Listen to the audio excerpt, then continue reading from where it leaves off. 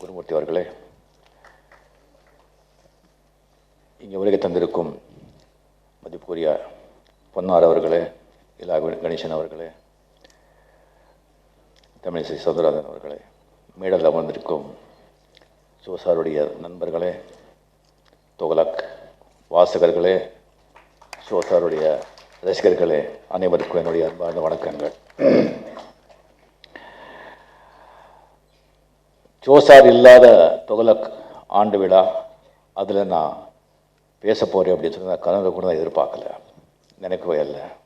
கொஞ்சம் மனசு கஷ்டமாக இருக்குது. At the same time Thuglak வாசகர்கள் ரொம்ப அறிவார்ந்தவர்கள், விஷயம் தெரிந்தவர்கள், அறிவாளிகள்.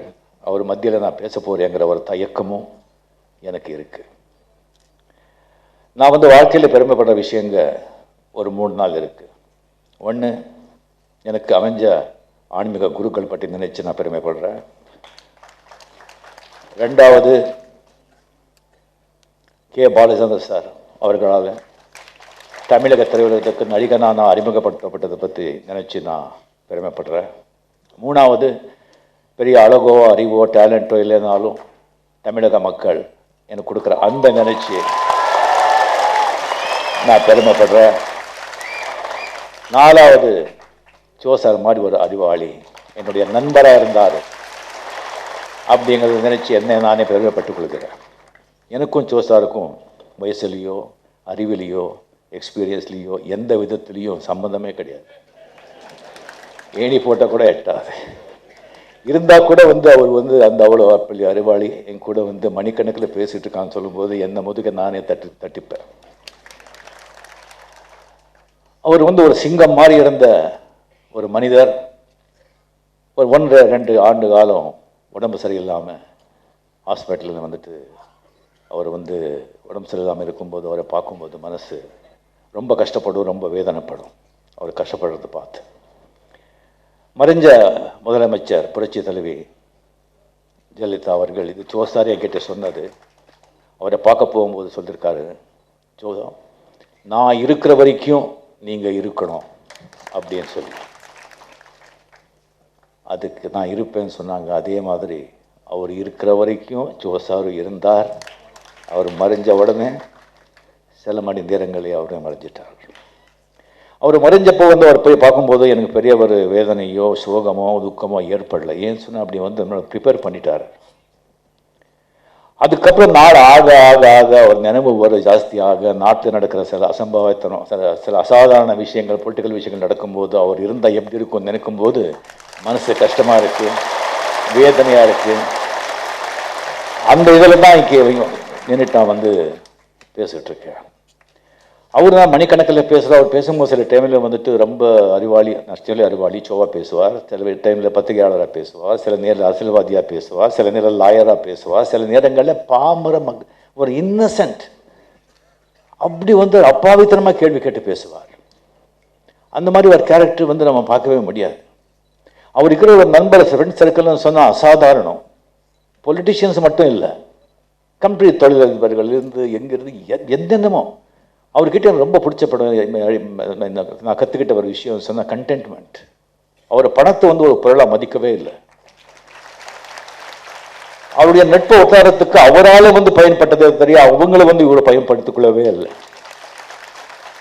அவ்வளோ பெரிய விஷயங்கள். ஃபார் எக்ஸாம்பிள் எனக்கு சொன்னது சில விஷயங்கள் நான் சொல்லி தான் ஆகணும். பிகாஸ் அவர் நண்பர் நடந்த விஷயம் IPL அப்போ தான் பேச்சு நடக்குது. எல்லா விஷயம் அவருக்கு வந்துடும், வேறு வேறு விஷயமெல்லாம் வந்துடும். IPL அப்போ தான் நடக்கிறது. அப்போ என்கிட்ட சொன்னாங்க, ரஜினி இந்த IPL ரொம்ப பெருசாக வருதுன்னு தோணுது எனக்கு, இந்த சென்னை டீம் ஏன் வாங்கக்கூடாது அப்படின்னு. சார் இப்போ இருக்கிற மேட்சே பார்க்க மாட்டாங்க, அந்த மேட்ச் இந்த மேட்ச் அது இது போட்டு இதில் எங்கே சார் நமக்குள்ளே சரி போட்டுக்கிறது மேட்ச் பண்ணுறது ஸ்டேட் டு ஸ்டேட் யார் ஜெயிக்க போகிறாங்க? இல்லை சார் நான் சொல்லிட்டேன், நீங்கள் பார்த்துக்குங்க. அப்போ ஃபியூ லேக்ஸ் தாங்க இருந்தது, இப்போ பல 1000 கோடி. இந்த மாதிரி பல விஷயங்கள். ஸோ அவர் ஷோசார் பற்றி எப்படின்னா அவர் அந்த நையாடித்தனம், அந்த ஒரு காமெடி, அந்த டைமிங் அதெல்லாம் அவர் நினச்சி பார்க்கறது கிடையாதுங்க. அவர் அது தேடி பண்ண மாட்டாங்க. அந்த முடியில்லாத மண்டையில் தானாக கொட்டும். அது ஔவையார் வந்து இளம் வயதிலேயே வந்து வர கொடுத்த மாதிரி நீ முதுமை ஆகிடுன்னு சொல்ல மாதிரி ஆண்டவன் வந்துட்டு முடியே கொட்டாமல் இருக்கணும், வயசே தெரியக்கூடாது அப்படின்னு சொல்லிட்டு அது வந்து மெடிக்கலி வந்துட்டு நீங்கள் வந்து என்ன ஒரு கெமிக்கல் இம்பேலன்ஸ் என்ன சொன்னால் கூட எனக்கு என்னமோ அது ஒரு டிவைன் இன்டர்வென்ஷனுங்கிறது தான் என்னுடைய ஃபீலிங். சார் என்கிட்ட வந்து வார்த்தை சொன்னாங்க, இது வந்து நான் எப்படி அணுகிறேன்னு சொன்னால் முதல்ல வந்துட்டு ஒரு விஷயத்தை நான் முடிக்கணும். அந்த விஷயத்தை வந்து முடிக்கிறதுக்கு எப்படி இருந்துச்சுன்னா ஒரு கதை சொன்னார், இது எதாவது வெளியே சொல்லுவேன், இதில் என்ன சார் சொல்லிக்கிட்டேன் அப்படின்னு சொன்னாங்க. இல்லை நான் எங்கேயாவது சொல்லிட்டான்னு சொன்னேன், நீங்கள் சொல்லுவீங்க அப்படின்னு சொன்னாங்க. இப்போ அது சொல்கிறேன். ஒருத்தருக்கு வந்து உடம்பு சரியில்லை, ஒரு நோயாளி இரும்பு நோயாளி, இரும்பல் வந்துகிட்டே இருக்கும், பட் தயிர் மட்டும் விட மாட்டேங்கிறாங்க. தயிர் யார் வந்து வந்தால் கூட டாக்டர் வந்தால் கூட என்ன மெடிசன் வேணும் சொல்லுங்கள், ஆனால் தயிர் மட்டும் சாப்பிடக்கூடாதுன்னு சொல்லக்கூடாது அப்படின்னு. சரி, ஒரு தயிர் விட மாட்டார், இரும்பல் போகாது. ஸோ ஒரு டாக்டர் வந்தார், சிவமாரி டாக்டர் வந்தார். வந்த உடனே இங்கே வந்து மெடிசன் நீங்கள் தயிர் மட்டும் நோணும் அப்படி சொல்லக்கூடாது. சரி ஓகே, யார் சொன்னாங்க? நான் தயிர் சாப்பிடுன்னு சொல்ல வந்தேன். என்ன சொல்கிறீங்க? நல்லா சாப்பிடுங்க, இந்த மெடிசன் எடுத்துங்க, தயிர் நல்லா சாப்பிடுங்க, அது நிறைய பலன்கள் இருக்குது. என்ன பலன்கள் இருக்குது? முதல்ல வந்து எங்கள் வீட்டுக்கு திருட வர மாட்டான், ஏன்னா நைட்டில் இரும்பிட்டே இருப்பீங்க இல்லையா, திருட வர மாட்டான்.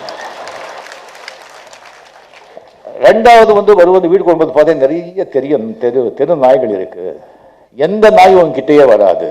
ஏன் எப்படி? ஏன்னா உடம்பு முடியாத வீக் ஆகிட்ட கோல் ஒன்றுக்கிட்டு தான் போகணும், அப்போ எந்த நாய்க்கிட்ட வரும்? மூணாவது ஒன்று முதுமையே வராது. எப்படி? அதுக்கு முன்னாலே செத்து போடுவேன். நீ தயிர் சாப்பிடு, யோ போயா நோ தயிர் அப்படி. ஸோ விஷயத்து வந்து அது எப்படி சொல்றது, அது வந்து ஈவன் சினிமா இண்டஸ்ட்ரியில் நிறைய விஷயங்கள் இருக்கு, அவரை பற்றி சொல்றதுக்கு எனக்கு டைம் இருக்கா இல்லையான்னு தெரியல எனக்கு. எம்ஜிஆர் மறைஞ்ச எம்ஜிஆர் வந்து ரொம்ப ரொம்ப நல்ல நண்பர்கள்.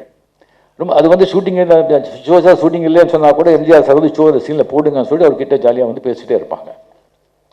அப்போ தான் வந்து ஒரு தொகலுக்கு வந்து ஸ்டார்ட் பண்ண பீரியட். அப்போ வந்து மாட்டுக்கார வீரன் அப்படின்னு சொல்லிட்டு நீலகண்டன் டைரக்ட் பண்ண ஒரு படம் வந்து அவர் பண்ணது சூப்பர் டூப்பராக போயிட்டு இருக்கு. அந்த டயத்தில் வந்து தொகலக்கில் வந்துட்டு எம்ஜிஆர் சாரை பற்றி ஒரு கிரிட்டிசைஸ் பண்ணி விமர்சனம் பண்ணி சார் எழுதிக்கிட்டே இருந்தார்.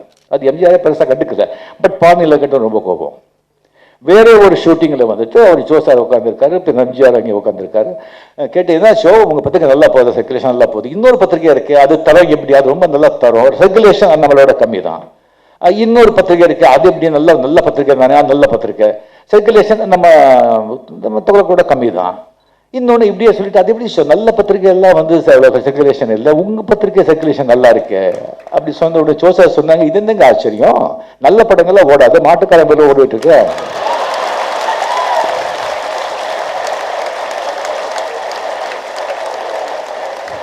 இன்னொரு இன்சிடென்ட் சார் வந்து என்கிட்ட சொன்னது, அப்போதான் அந்த முடி கொட்டி போயிட்டு யாருக்கும் நிறைய தெரியல, ஒரு விக் வச்சிருந்தாங்க.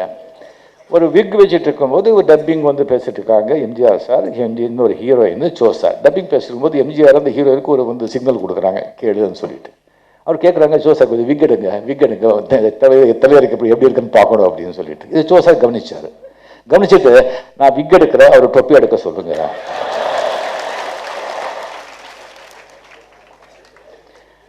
Sivaji sir picture, P Madhavan அது சொன்னாங்க, சிவாஜி சார் தம் அடிக்கிறாங்க. பி மாதவன் சொன்னாங்க, நீங்கள் வந்து சிவாஜி சார் தம் மட்டும் அடிக்காதீங்க, அவர் அடிக்கிறாரு, அது ஓகேங்க, நீ வந்து பண்ணாத.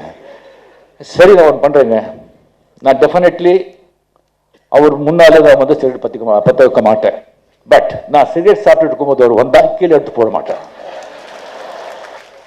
இது சிவாஜி சாருக்கு தெரிஞ்சிருக்கு. அவர் வந்த உடனே இருக்கானா, சிகரெட் சாப்பிட்டு இருக்கானா, அவன் சிகரெட் சாப்பிட்ட பிறகு நான் உள்ளே வர்றேன் இங்கே எதுன்னு சொல்லிட்டு அது முடிச்சுதான் அவர் வந்து உள்ளே போவார். இந்த மாதிரி அவர் வந்து ஒரு விகடகவிங்க, விகடகவி. அவரை வந்து அவருக்கு வந்து ஆக்சுவலாக பார்த்தீங்கன்னா நான் தமிழ்நாட்டில் வந்து அவர்கிட்ட போகாத அரசியல்வாதிகளே கிடையாது, அவர்கிட்ட வந்துட்டு அவருடைய ஒப்பீனியன் அவருடைய கருத்தை கேட்காத அரசியல்வாதிகளே கிடையாது, அது எல்லாருக்கும் தெரியும். சரி, அது தமிழ்நாட்டில் ஓகே தெரியும். இந்த பத்திரிகை வந்து உண்மை ஒத்துக்கல, அப்போ ரொம்ப பெரிய சர்க்குலேஷன் இருக்கிற பத்திரிகைன்னு சொல்ல முடியாது. இவர் வந்து ஒரு பெரிய நேஷனல் பேப்பர்ஸ் எல்லாம் வந்துட்டு ஒரு காலனிஸ்டாக எழுதுனாங்க, பெருசாக பிடிச்சி பண்ணாங்க, அப்படிலாம் ஒன்றும் கிடையாது. இருந்தாலும் முரார்ஜி தேசாயிலிருந்து, சந்திரசேகர்லிருந்து, வாஜ்பாயிலிருந்து, அத்வானியிலிருந்து நம்ம மோடி சார் வரைக்கும் அவருடைய நல்ல நண்பர் எப்படி இருந்துச்சுன்னா, ஒரு இக்கட்டான ஒரு சூழ்நிலை அவர்களால் சால்வ் பண்ண முடியாது, சரியான இன்ஃபர்மேஷன் லிஸ்டிங் கிடைக்கலன்னா சார் கிட்ட தான் கேட்பாரு. ஏன்னா அவர் சொன்னால் கரெக்டாக இருக்கும், ஒரு இதாக இருக்கும். இவ்வளோ பெரிய நம்ம ஏன் இத்தனை பேர் இருக்காங்க, இத்தனை பேர் ஒரு இது பண்ணியிருக்காங்க சொன்னால் அவருடைய என்ன பலம் சொன்னால் ஒன்று தாங்க, உண்மை. உண்மைதான் அவருடைய ஸ்ட்ரென்த். வாயா வாச்சா மனசா உண்மைதான் யோசிப்பார், உண்மையே பேசினார், உண்மையை எழுதினார். அதை தவிர வேறு ஒன்றும் கிடையாது. அந்த மாதிரி ஒரு உண்மையாக வாழ்ந்த ஒரு மனிதர், உண்மைக்கு வந்த ஒரு சக்தி. அந்த உண்மையுடைய வேலை என்ன? உண்மையுடைய வேலை தைரியம், நேர்மை, நாணயம், சுயநலம் இல்லாமல் இதெல்லாம் இருந்தால் தான் தைரியம் வரும். அந்த தைரியம் வந்த பேரும் புகழும் தானாக வரும். அந்த பேரும் புகழோடு அவர் இருந்து நம்மளை எல்லாரையும் சிந்திக்க வச்சிருக்காரு, ரசிக்க வச்சிருக்காரு. அவர்கிட்ட நம்ம கற்றுக்க வேண்டியது, நம்ம உண்மையே பேசி உண்மையே நடந்துக்கிட்டு உண்மையாக இருந்தால் மதிப்பும் மரியாதையும் சந்தோஷமும் ஏறும். அந்த பெரிய ஒரு மகான் அந்த விட்டு அடுத்த நம்ம குருமூர்த்தி அவர்கள் நடிப்பிருக்காரு. குருமூர்த்தி அவர் சாதாரண மனிதர் இல்லை. அவருடைய ஒரு ஜஸ்ட் ஒரு ஹவர்ஸ் இன்டர்வியூக்காக எத்தனையோ பெரிய ஆளுங்களை வெயிட் பண்ணிட்டு இருக்காங்க.